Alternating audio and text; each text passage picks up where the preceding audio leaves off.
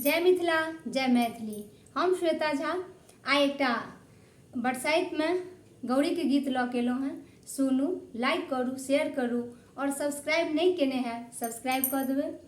कि गिरिजा पूजाना जेबै अयोध्या ये सिया उड़ी मिला। गिरिजा पूजाना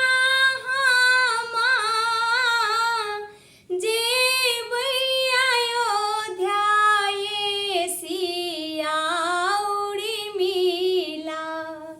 जहाँ भेटथिन भगवान ये सिया उड़ी मिला।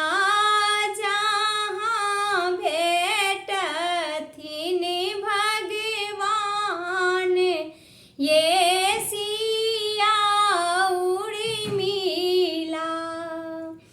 एक को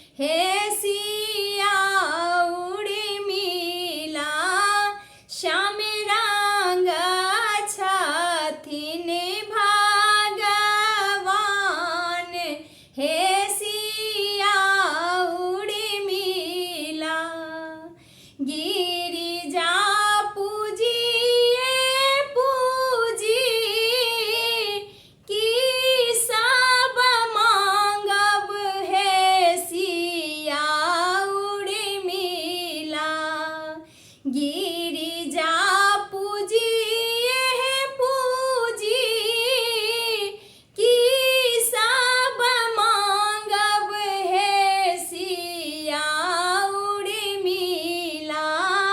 भाग सोहाग आही बात है